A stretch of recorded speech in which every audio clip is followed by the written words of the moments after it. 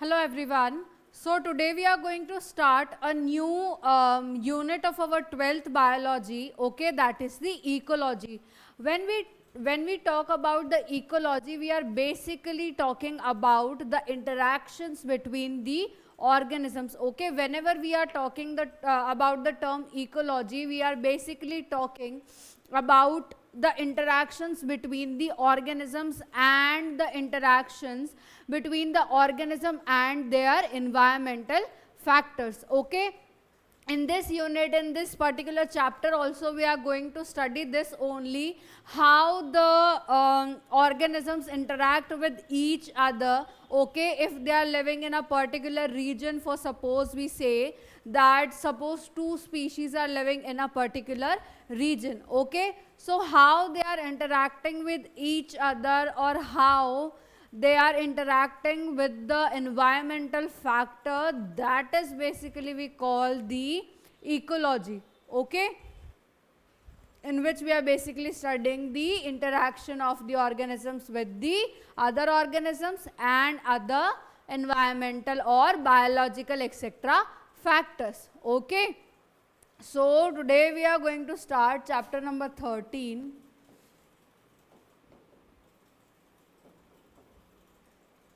That is the organisms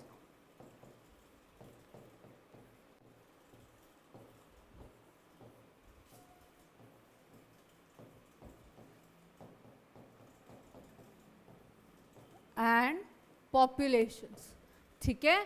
आज हम जो चैप्टर स्टार्ट करने वाले हैं उसका नाम क्या है, organisms and the populations, okay. In this we are again going to read the same thing कि बेसिकली इकोलॉजी होती क्या है, ठीक है। हम इसके क्या देखेंगे, डिफरेंट एस्पेक्ट्स देखेंगे, ओके। अब जो भी ऑर्गेनिज्म है उसको अगर एक पर्टिकुलर हैबिटेट में सरवाइव करना है, ठीक है, या मैं कहूँ कि वो जो ऑर्गेनिज्म है वो उस पर्टिकुलर हैबिटेट, उस पर्टिकुलर रीजन के लिए क्या है, लाइक अडेप्ट हो चुका है मैं कहूँ, या वो वहाँ पे क्या है प्रॉपरली सरवाइव कर रहा है, तो उसका मतलब क्या होगा कि भाई उसको फूड वाटर सब क्या मिल रहा है, अच्छे से मिल रहा है उस रीजन में, ठीक है, कि वो क्या रह पा रहा है, जिंदा रह पा रहा है, plus that organism is able to reproduce, है ना। जनरली अपन जब बात कर रहे हैं सर्वाइवल की, तो reproduction is a very important point in this survival, ठीक है। If the organism is able to live in a particular region and is able to reproduce there, that means it has adapted to that particular environment, ठीक है। और environment की जब अपन बात कर रहे हैं तो उसमें सभी कुछ इन्वॉल्व होगा, जैसे कि environmental factors, ठीक है, non living factors as well as the living factors, ठीक है। और जो ऑर्गेनिजम्स हैं उसके अराउंड वो भी क्या होंगे, इन्वॉल्व होंगे कि उनके साथ वो कैसे रिएक्ट कर रहा है, कैसे इंटरैक्ट करके वहाँ पे सरवाइव कर रहा है, ठीक है।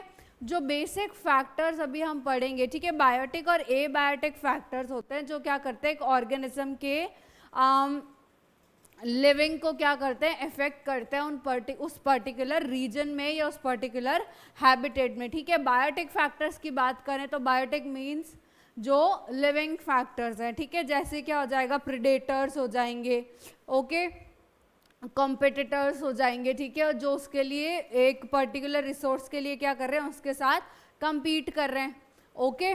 तो ये सारे फैक्टर्स तो क्या हो जाएंगे, बायोटिक हो जाएंगे, ओके। लेकिन अगर अपन बात करें कि वहाँ का वेदर कैसा है, ओके, उस पर्टिकुलर रीजन का क्या है वेदर कैसा है और उसके साथ वो कैसे रिस्पॉन्ड कर रहा है, तो वो फैक्टर्स क्या हो जाएंगे, ए बायोटिक फैक्टर्स, जिनमें कोई जान नहीं है, ठीक है। जो नॉन लिविंग फैक्टर्स है वो क्या हो जाते हैं, abiotic factors, okay. So we are first going to discuss about the abiotic factors.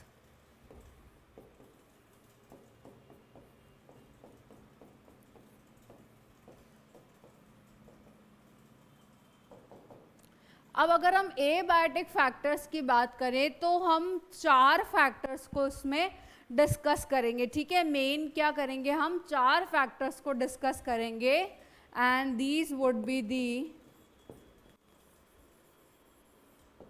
temperature,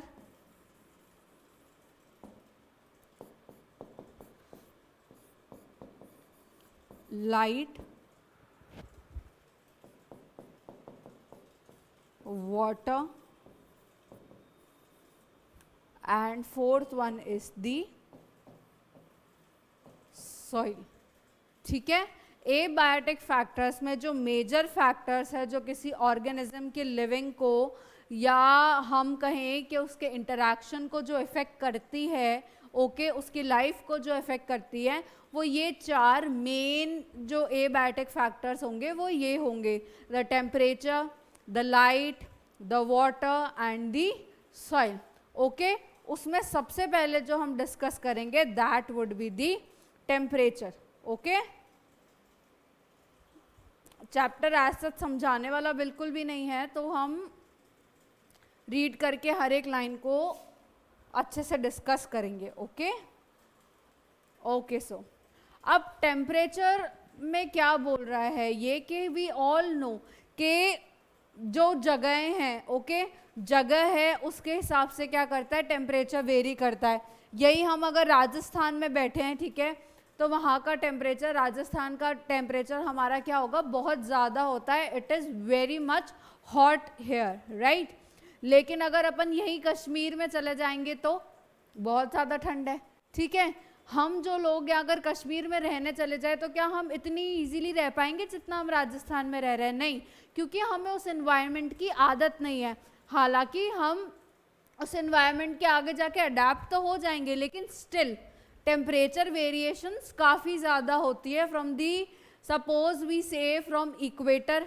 okay, equator अगर जहाँ है तो वहाँ क्या होगा कि बहुत ज़्यादा हीट होती है.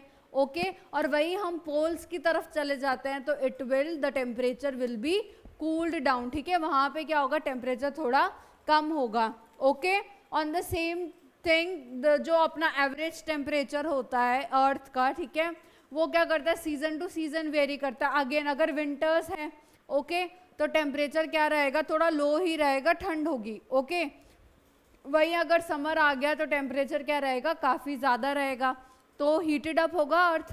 ओके, तो टेम्परेचर जो है it is very ecologically relevant environmental factor, because इसकी क्या होती है, काफ़ी ज़्यादा वेरिएशंस होती है, सीजनल वेरिएशंस हैं. ओके, जगह से जगह पे भी वेरी करता है. ओके, और यहाँ पे आप देखेंगे it ranges from sub zero levels in the polar areas. Okay, and high altitudes to more than 50 degree Celsius in the tropical deserts. Okay, अगर अपन पोलर एरियाज में देखें तो टेम्परेचर नेगेटिव में जाता है. ठीक है, लेकिन अगर यहीं अपन ट्रॉपिकल डेजर्ट्स में आ जाए तो 50 डिग्री सेल्सियस से भी क्या चला जाता है, ऊपर चला जाता है टेम्परेचर. ठीक है, लेकिन कहीं क्या होता है कि जो ऑर्गेनिजम्स हैं, ओके, ऐसा तो है नहीं कि जहाँ पे बहुत ज़्यादा ठंड है वहाँ पे कोई ऑर्गेनिज्म एग्जिस्ट ही नहीं कर रहा, या जहाँ पे बहुत ज़्यादा गर्मी है वहाँ पे कोई ऑर्गेनिज्म एग्जिस्ट ही नहीं कर रहा. कुछ ऑर्गेनिजम्स क्या करते हैं, इतनी मैं कहूँ कि इतने ज़्यादा गर्मी में भी कहीं ना कहीं खुद को अडाप्ट कर ही लेते हैं. ठीक है, अगर बहुत गर्म जगह है वहाँ पे भी ऑर्गेनिजम्स रहते ही हैं, राइट. ऐसा नहीं है कि डेजर्ट्स में कोई ऑर्गेनिज्म नहीं रहते हैं, अपने अडेप्टेशंस करके रहते हैं, वो उस माहौल के हिसाब से खुद को एडजस्ट करके रहते हैं. ओके, वहीं अगर बहुत ज़्यादा कोल्ड है, कहीं पे बर्फ़ है, ओके, तो ऐसा नहीं है ना कि वहाँ पे भी ऑर्गेनिजम्स नहीं रहते तो वहाँ पर भी है. ओके, तो कुछ क्या होते हैं खुद को वहाँ पे अडेप्ट कर लेते हैं और कुछ खुद को वहाँ पे अडेप्ट नहीं कर पाते. ठीक है, तो जो नहीं कर पाते उनके बेसिस पे अपन बोल सकते हैं कि it is a very important factor, right. जैसे यहाँ पे आपको एग्जाम्पल्स दे के रखा हुआ है कि mango trees do not and can not grow in temperate countries like Canada and Germany. ठीक है, तो आप समझ रहे हैं कि जो ऑर्गेनिजम्स हैं या जो प्लांट्स है उसको टेम्परेचर कहीं ना कहीं अफेक्ट करता है. ठीक है, it is a very important factor. ये चीज़ हमने फोटोसिंथेसिस ऑफ प्लांट्स जब पढ़ रहे हैं हम 11th में, ओके, वहाँ भी हमने ये चीज़ डिस्कस की थी कि temperature is a very important factor that affects the photosynthesis also. Okay, तो सिमिलरली यहाँ पे भी क्या होती है, ऑर्गेनिजम्स के ग्रो करने के लिए temperature is a very important factor. उसका एक एग्जांपल ये है कि mango trees can not grow in Canada and Germany. Okay, तो सबके लिए ग्रो करने के लिए एक सूटेबल टेम्परेचर होता है, ठीक है। मैंगो ट्रीज के लिए कनाडा और जर्मनी में सूटेबल टेम्परेचर नहीं है, तो they can not grow over there. Okay, another example is of the snow leopards. Okay, वो केरला फॉरेस्ट में आपको नहीं मिलेंगे, स्नो लेपर्ड्स आपको केरला फॉरेस्ट में नहीं मिलेंगे, ठीक है, क्योंकि वहां पे उनके रहने के लिए सूटेबल टेम्परेचर नहीं है। अगेन एक थर्ड एग्जांपल है, tuna fish are rarely caught beyond the tropical latitudes in the ocean, ठीक है। तो हर ऑर्गेनिज्म का क्या होता है, एक पर्टिकुलर टेम्परेचर होता है जिसपे वो क्या करते हैं, ग्रो कर सकते हैं, ठीक है। तो जो ऑर्गेनिजम्स या जो टेम्परेचर उनकी ग्रोथ को फेवर नहीं करता, ठीक है, वो वहाँ पे ग्रो नहीं कर सकते। और अभी उनका एग्जांपल्स हमने क्या देखा, स्नो लेपर्ड्स को देखा, ठीक है, ट्यूना फिश को देखा, मैंगो ट्री को देखा। तो temperature is a very important factor, okay, क्योंकि ये क्या करता है, ऑर्गेनिज्म का एक पर्टिकुलर रीजन में प्रेजेंस होना या नहीं होना इस फैक्टर पे भी डिपेंड करता है, ठीक है। तो दिस वॉज बेसिकली कि भाई टेम्परेचर क्या करता है, हमारी लाइफ को या ऑर्गेनिजम्स की ग्रोथ या प्रेजेंस को एक पर्टिकुलर रीजन में क्या करता है, इफेक्ट करता है, ठीक है। अब अगर अपन देख लें कि भाई कुछ ऑर्गेनिजम्स क्या होते हैं कि can tolerate a wide variety of या wide range of the temperature, ठीक है। There are some organisms that can tolerate a wide range of the temperatures, ठीक है, गर्म से ठंडा काफी ज्यादा टेम्परेचर रेंजेस को क्या कर सकते हैं, टॉलरेट कर सकते हैं, ठीक है। उन ऑर्गेनिजम्स को हम क्या बोलते हैं, यूरी थर्मल, ठीक है। Organisms that can tolerate a wide range of temperatures are known as the eurythermal organisms, okay, and the temperature which can only survive or which can only tolerate a narrow range of temperature, उसको हम क्या बोलेंगे, stenothermal, ठीक है, eurythermal और stenothermal, ठीक है। Now the levels of thermal tolerance of different species determine to a large extent their geographical distribution। ये चीज़ हम इतनी देर से यही समझ रहे थे कि भाई जो टेम्परेचर है या how the species interact with the temperature और how they adapt to these temperature ranges, okay, it determines their geographical distribution. के भाई लेपर्ड्स केरला फॉरेस्ट में नहीं मिलते तो नहीं ही मिलते, ये उनका जोग्राफिकल डिस्ट्रीब्यूशन बता रहा है कि वो वहाँ पर डिस्ट्रीब्यूटेड नहीं है, ठीक है। तो how the species tolerate the thermal or the how they tolerate the temperature says a lot about their geographical distribution, okay. So this is how the temperature is an important abiotic factor, okay. The next factor that we are going to talk about is the water, okay. When we talk about water, ये समझाने की ज़रूरत नहीं है कि water कितना ज़्यादा important factor होता है। like वाटर का तो नाम सुनते ही हम सोच सकते हैं कि यार ये तो हो गई, राइट, क्योंकि we can not survive without water, we can survive for some amount of time without the food, but we can not survive without the water. ये सिर्फ ह्यूमन बींग्स के लिए नहीं, सारे ऑर्गेनिजम्स के लिए क्या होता है, काफ़ी ज़्यादा इम्पॉर्टेंट फैक्टर होता है, ठीक है। जैसे अगर अपन देख लेते हैं कि जहाँ पे इसकी जो मैं कहूँ अवेलेबिलिटी कम है, ठीक है, जिन रीजन्स में इनकी वाटर की अवेलेबिलिटी कम है, तो वहाँ पे जो डिस्ट्रीब्यूशन होता है स्पीशीज़ का, ठीक है, वो भी क्या होगा, काफ़ी लिमिटेड होगा। मतलब क्या होगी, काफ़ी कम स्पीशीज़ ऐसे मैं कहूँगी रीजन्स में रह पाती है जहाँ पे कि वाटर की अवेलेबिलिटी पूरी ना हो, जैसे डेजर्ट एरिया है, ठीक है। तो डेजर्ट एरिया में क्या सारे एनिमल्स वहाँ पे रह पाते हैं इजीली, जहाँ पे इतने दिन पानी नहीं मिलता, नहीं, राइट। कुछ स्पेसिफिक एनिमल्स होते हैं जिनके पास उनके मैकेनिज्म्स हैं या जिनके पास ऐसे अडेप्टेशंस है कि वो ज़्यादा टाइम तक वाटर के बिना रह सकते हैं। वही एनिमल्स क्या होंगे, आपको डेजर्ट में मिलेंगे, ओके। तो अगेन ये चीज़ क्या हो जाती है कि भाई it is very much the distribution is very much related to the water as well. Temperature से तो था ही था, वाटर से भी उतना ही क्या होता है, रिलेटेड होता है। अच्छा, ये तो एक बात हुई कि भाई जहाँ पे पानी है और जहाँ पे पानी नहीं है, ठीक है, जहाँ पे पानी नहीं है वहाँ पे ऑर्गेनिजम्स को रहने में क्या होती है, प्रॉब्लम होती है। ओके, इतनी बात तो समझ में आई। लेकिन जो प्लांट्स या जो एनिमल्स जो हैं, ओके, वो एक्वेटिक एनिमल्स है सपोज, ठीक है, एक्वेटिक एनिमल्स और एक्वेटिक प्लांट्स है, तो क्या उनको वाटर की वजह से कोई प्रॉब्लम नहीं आती होगी? आती है। ओके, उसमें लेकिन अब जो मैं कहूँगी अब जो फैक्टर्स इंपॉर्टेंट है तो वो वाटर का क्वांटिटी या अमाउंट नहीं है। ओके, अब जो फैक्टर इंपॉर्टेंट है एक्वेटिक प्लांट्स और एनिमल्स के लिए तो वो हो जाएगी उस वाटर की पीएच क्वालिटी। ओके, उस वाटर की सैलिनिटी। ओके, कि उसमें कितना सलाइन कॉन्सेंट्रेशन है या कितना सॉल्ट कॉन्सेंट्रेशन है। ठीक है, तो जब अपन बात करते हैं एक्वेटिक ऑर्गेनिजम्स की तो यहाँ पे क्या हो जाता है, उसकी पीएच इंपॉर्टेंट हो जाती है। ठीक है, उसमें केमिकल कॉम्पोजिशन क्या उस वाटर की वो इंपॉर्टेंट हो जाती है, प्लस उसकी क्या हो जाती है, कितना अमाउंट ऑफ सॉल्ट उसमें प्रेजेंट है। It becomes very important when it comes to the aquatic plants and the animals. Okay, now there are some places in less then, यहाँ पे क्या होता है कि जैसे सॉल्ट की हमने बात की, ठीक है, तो यहाँ पे एग्जाम्पल लिखा हुआ है कि the salt concentration is less than 5 in inland waters, okay, 30 to 35 in sea waters, okay, and more than 100 in some hypersaline lagoons. We all know कि हम, अगर आप लोगों ने एक नॉर्मल लैंग्वेज में सुना है कि हमारे पास जो हम पानी पीते हैं वो मीठा पानी होता है, राइट? मीठा तो नहीं होता वो, राइट?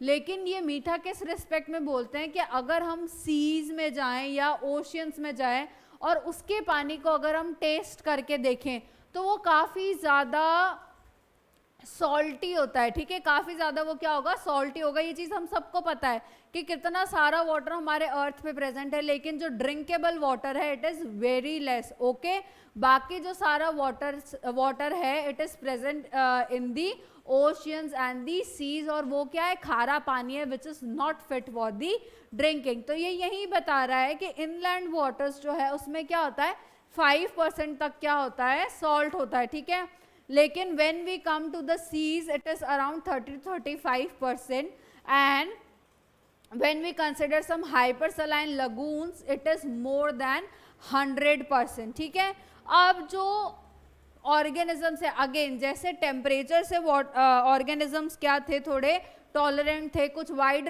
वैरायटी ऑफ या वाइड रेंज ऑफ टेम्परेचर तक को सहन कर सकते थे, और कुछ एक बहुत नैरो रेंज तक को क्या कर रहे थे, सहन कर सकते थे। Again when we come to the salt, again क्या होता है कि some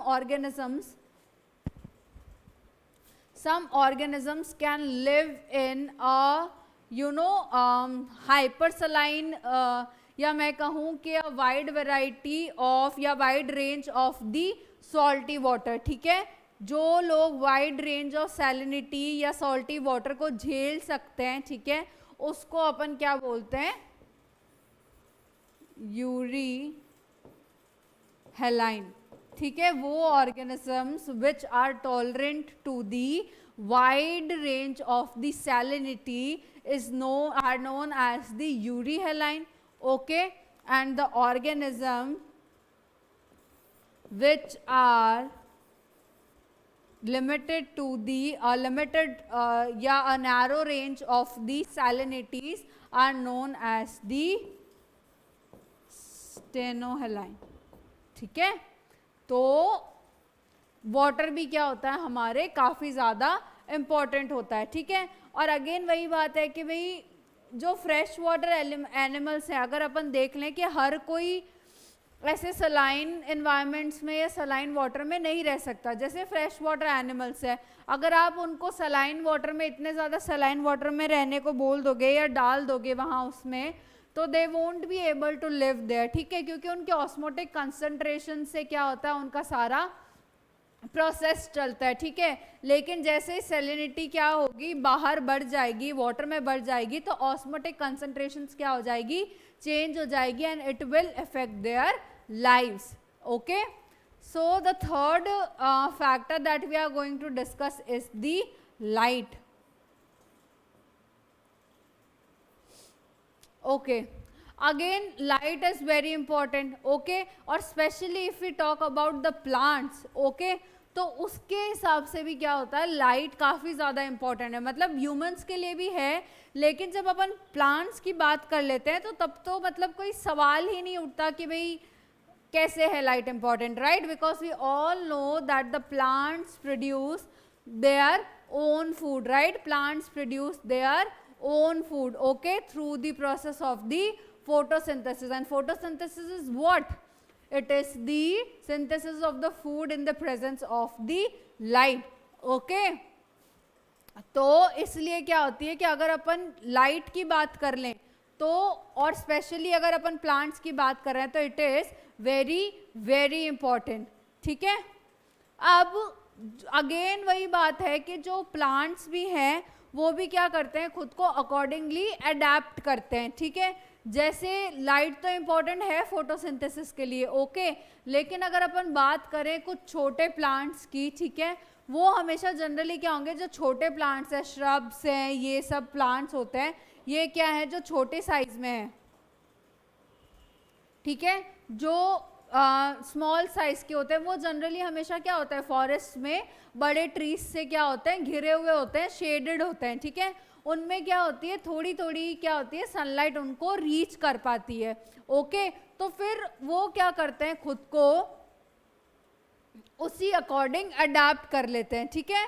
These plant, many species of the small plants growing in forest are adapted to photosynthesize optimally under very low light conditions, ठीक है, because they are constantly overshadowed by the tall canopied trees, okay, और जो काफ़ी plants होते हैं, ठीक है, काफ़ी प्लांट्स तो अपने फ्लावरिंग प्रोसेसेस के लिए भी क्या होता है, लाइट पे डिपेंडेंट होता है, तो सिमिलरली क्या होता है कि उसी के अकॉर्डिंग इनका भी क्या होता है, डिस्ट्रीब्यूशन होता है, क्योंकि मतलब जिसको जैसे लाइट चाहिए वो उसी रीजन्स में क्या होगा, प्रेजेंट होगा, ठीक है। For many animals to light is important in that they use the diurnal, diurnal मतलब जो डेज से ऐसे चेंजेस होता है ना, डे के अकॉर्डिंग, दिन में ज़्यादा, रात में कम, like that, okay, diurnal and seasonal variations in light intensity and duration as cues for timing their foraging, reproductive and migratory activities, ठीक है। जो लाइट है, अगर अपन बात करें एनिमल्स की, तो एनिमल्स के लिए भी ये क्या होती है, उतनी इंपॉर्टेंट होती है, उनकी डायूरिनल एक्टिविटीज़ के लिए, माइग्रेटरी एक्टिविटीज़ के लिए, ठीक है। तो ये लाइट जितनी की प्लांट्स में इंपॉर्टेंट है, उतनी क्या होती है, एनिमल्स में भी इंपॉर्टेंट होती है, ठीक है। The next is the soil.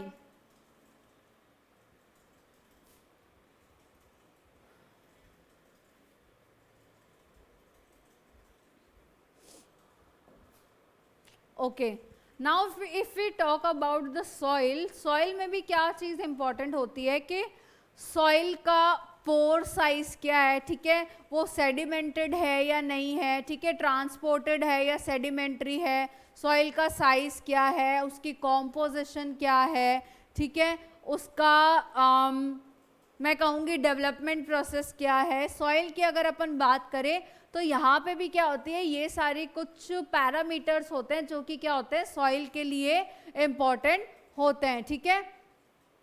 और उसी के बेसिस पे क्या होता है कि भाई जो एनिमल्स वगैरह हैं, ठीक है, वो डिसाइड करते हैं कि भाई हम उस सॉइल पे रह सकते हैं या नहीं, या सॉइल की ये सारी क्या करते हैं, चीज़ें डिसाइड करती है कि वो किन किन एनिमल्स को क्या कर सकता है, सपोर्ट कर सकता है, ठीक है। तो this is how these 4 factors are important to the animals and the plants, ठीक है। टेम्परेचर भी इफेक्ट करता है, लाइट इफेक्ट करता है, वाटर इफेक्ट करता है, और क्या करता है, सॉइल इफेक्ट करता है। ये क्या थे हमारे मेजर एबायोटिक फैक्टर्स जो कि क्या करते हैं, एक ऑर्गेनिज्म की या एक स्पीशीज की प्रेजेंस या एब्सेंस को बताते हैं कहीं जोग्राफिकल एरियाज में, ठीक है। ये बेसिकली क्या बता रहे हैं, उनके इंटरेक्शंस बता रहे हैं ना टेम्परेचर के वहाँ, कि जैसा माहौल होगा वैसे आपको वहाँ स्पीशीज मिल जाएगी। Okay, now the next topic is the responses to these abiotic factor, ठीक है। अगर अपन रिस्पॉन्स की बात करें, ठीक है, अगर अपन रिस्पॉन्स की बात करें तो इसमें टाइप्स ऑफ रिस्पॉन्सेज होते हैं, ठीक है। इसमें क्या होंगे, टाइप्स ऑफ रिस्पॉन्सेज होंगे। ओके, सबसे पहला जो रिस्पॉन्स होगा, जैसे अभी हम बात कर रहे थे अबाउट के भाई कुछ टेम्परेचर्स कुछ ऑर्गेनिजम्स क्या कर लेते हैं कि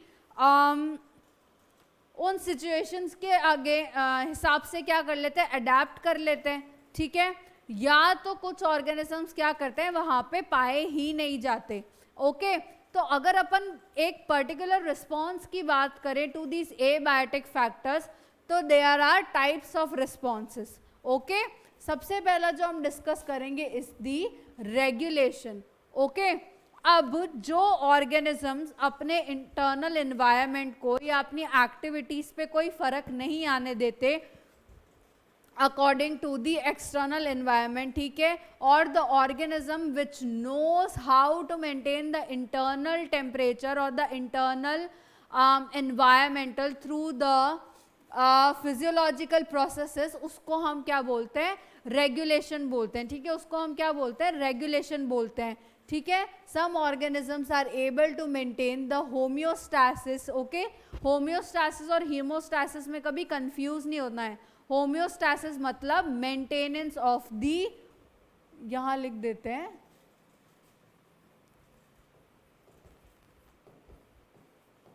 maintenance of constant internal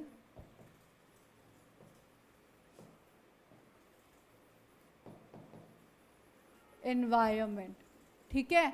homeostasis क्या होता है कि एक कांस्टेंट इंटरनल एनवायरनमेंट को बना के रखना एक स्टेट में। ओके, लेकिन अगर वहीं हम हीमोस्टैसिस की बात करें तो इट इज दी, जो ब्लड बह रहा होता है, ठीक है, उसको अपन क्या कर रहे हैं, जब रोक रहे हैं, उसको क्लॉट करा रहे हैं, ठीक है, तो उसको अपन क्या बोलते हैं, हीमोस्टैसिस, और इसको क्या बोलते हैं अपन, होम्योस्टैसिस, ठीक है। अब रेगुलेशन का मतलब ही क्या है कि चाहे बाहर का एनवायरनमेंट कैसा भी हो, ठीक है, लेकिन अगर वो ऑर्गेनिज्म अपने फिजियोलॉजिकल प्रोसेसेस से अपनी एक्टिविटीज को इफेक्ट नहीं होने दे रहा है बाहर वाले एनवायरनमेंट से, ठीक है, तो उसको अपन क्या बोलते हैं, रेगुलेशन बोलते हैं, ठीक है। इसका अगर एग्जाम्पल देखें, ऐसे ऑर्गेनिजम्स का अगर अपन एग्जाम्पल देखें तो हम ले सकते हैं birds, mammals and a few lower vertebrates and invertebrate species are capable of the regulation process, ठीक है। वो क्या कर सकते हैं, अपने बिहेवियरल मीन्स से, नहीं सॉरी, वो क्या कर सकते हैं अपने फिजियोलॉजिक मीन्स से या फिजियोलॉजिकल एक्टिविटीज से अपना जो इंटरनल टेम्परेचर है या जो भी है, ठीक है, इंटरनल एनवायरनमेंट को क्या रखते हैं, कांस्टेंट बनाए रखते हैं, ठीक है। यहाँ पे आपका एग्जाम्पल दे रखा है ह्यूमंस का, कि ह्यूमंस भी क्या होते हैं, हमारे रेगुलेटरी एनिमल्स होते हैं, ठीक है। अगर आप लोगों ने नोटिस किया हो कि जब भी ठंड हो रही है, ओके, तो ठंड हो रही है मतलब बाहर का टेम्परेचर क्या है, लो है, लेकिन आप लोगों को अगर ये चीज़ पता हो कि जब भी हम किसी को पूछते हैं कि एक नॉर्मल बॉडी टेम्परेचर या एक नॉर्मल ह्यूमन टेम्परेचर क्या होता है बॉडी का, तो कोई भी ये जवाब देगा कि 37 डिग्री सेल्सियस, ठीक है, 37 डिग्री सेल्सियस। ओके, तो अब ये जो ह्यूमंस हैं, चाहे बाहर का टेम्परेचर ठंड में 1 डिग्री जा रहा हो, 2 डिग्री जा रहा हो, जितना भी डिग्री जा रहा हो, ठीक है, लेकिन जो हमारी बॉडी है वो अपना जो टेम्परेचर है वो 37 डिग्री सेल्सियस बना के रखती है, ठीक है। कैसे, अपनी फिजियोलॉजिकल एक्टिविटीज से। और फिजियोलॉजिकल एक्टिविटीज में क्या आ सकता है कि सपोज बाहर ठंड है, ओके, तो जो हम ह्यूमंस है वी स्टार्ट शिवरिंग। ओके,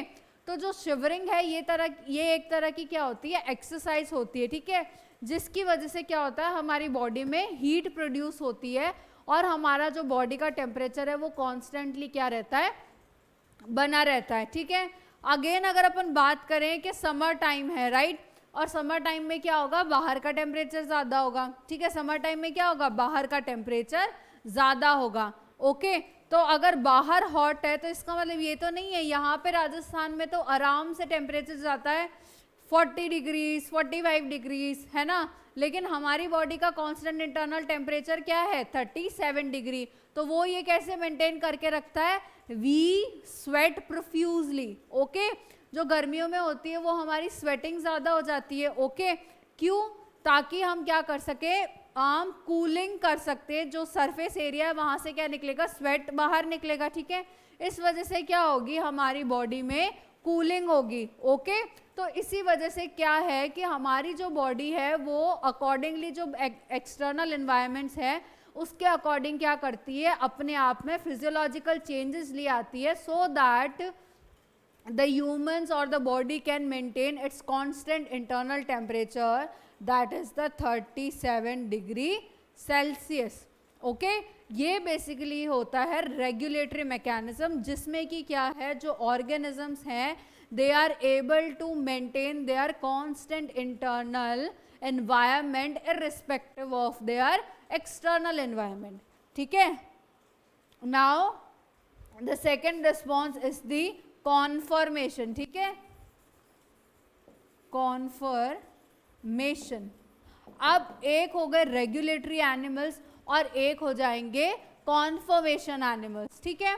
ये जो कॉन्फर्मेशन एनिमल्स है दे can not maintain their constant internal environment, ठीक है, दे can not maintain their constant internal environment, okay. their environment or their internal environment changes along with the external environment, ठीक है।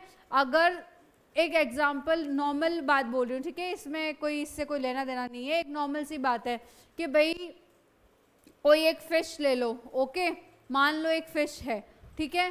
तो उस fish को अगर हमने फ्रेश वाटर फिश थी और हमने उसको क्या डाल दिया, सलाइन वाटर में डाल दिया, ठीक है, तो वो वहाँ पे एडजस्ट नहीं कर पाएगी, ठीक है, क्योंकि उसका जो ऑस्मोटिक कंसंट्रेशन है वो वाटर के ऑस्मोटिक कंसंट्रेशन के साथ क्या हो जाएगा, चेंज हो जाएगा, वो उसमें नहीं रह पा रही है, क्योंकि वो अपना इंटरनल जो इन्वायरमेंट है उसको मेंटेन नहीं करके रख सकती, ठीक है।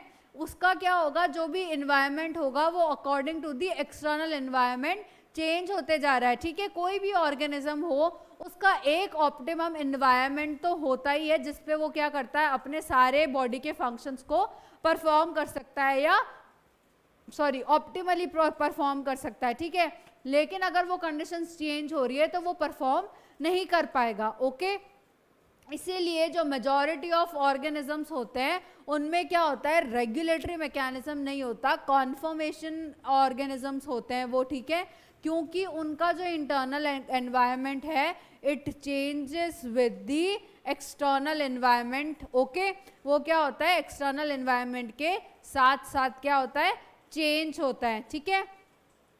अब अगर अपनी बात आए कि भाई जो सारे ऑर्गेनिजम्स हैं, ठीक है, वो रेगुलेटरी मैकेनिज्म क्यों नहीं डेवलप कर पाते, तो सीधी सी बात है, हर प्रोसेस हर कोई नहीं कर सकता, ठीक है। ये बात क्या होती है, हमारे ऑर्गेनिजम्स में भी होती है कि हर प्रोसेस क्या होता है, हर ऑर्गेनिज्म नहीं परफॉर्म कर सकता। यहाँ पे एक एग्जांपल दे रखा है कि जैसे जो स्मॉल साइज के ऑर्गेनिजम्स हैं, ठीक है, वो आपको कभी पोलर एरियाज में नहीं दिखते, ठीक है। जो स्मॉल साइज के ऑर्गेनिजम्स हैं वो कभी आपको पोलर एरियाज में नहीं दिखते, क्यों, क्योंकि जो स्मॉल साइज ऑर्गेनिजम्स होते हैं, ठीक है, उनका जो बॉडी सरफेस एरिया होता है it is more as compare to their body volume, ठीक है। जो स्मॉल ऑर्गेनिजम्स हैं वो आपको पोलर एरियाज में या कोल्ड एरियाज में नहीं दिखते, क्योंकि उनका जो बॉडी सरफेस एरिया होता है it is large as compare to their body volume, ठीक है। तो उस वजह से क्या होगा कि जितना ज़्यादा बॉडी सरफेस एरिया होगा उतना ही क्या होगा, हीट का लॉस होगा, ठीक है। अब एक तो ठंड, ऊपर से हीट का लॉस हो रहा बॉडी सरफेस एरिया की वजह से, तो क्या वो वहाँ पे सरवाइव कर पाएंगे, नहीं, ठीक है, इसलिए क्या होता है कि वहाँ पे ये ऑर्गेनिजम्स नहीं पाए जाते। अब बात ये आ रही है कि भाई अगर हीट लॉस हो रही है, ठीक है, तो जैसे हम अपनी बॉडी का टेम्परेचर मेंटेन करके रखते हैं वैसे वो क्यों नहीं रख सकते, बिकॉज वो इतने छोटे से ऑर्गेनिजम्स होते हैं, ठीक है, and it is very you know hard for them to perform such amount of metabolic activities कि उनका क्या आ जाए, थर्मोस्टेबिलिटी आ जाए, कि भाई वो अपने अंदर क्या कर सके, एक कांस्टेंट थर्मल टेम्परेचर को मेंटेन करके रखे, ठीक है। तो it is not possible for them to perform such amount of metabolic activities कि उनमें क्या हो जाए, थर्मोरेगुलेशन अचीव हो जाए, ठीक है। Thermoregulation is energetically very expensive process, ठीक है, ये क्या होता है, it is a very expensive process, ठीक है। तो ये क्या होता है, बेसिकली रेगुलेशन और कन्फर्मेशन, ठीक है, ये क्या होता है, रिस्पॉन्सेज होते हैं towards the this abiotic factors, ठीक है। दो और चीजें हैं, that is the migrate and the suspend, ठीक है। अब एक तो ये था भाई, सबसे पहले हमने पढ़ लिया कि कुछ ऑर्गेनिजम्स क्या करते हैं, कुछ ऑर्गेनिजम्स क्या करते हैं कि रेगुलेट कर लेते हैं अपना जो इंटरनल टेम्परेचर है उसको बना के रखते हैं, चाहे बाहर का टेम्परेचर कैसा भी हो, ठीक है।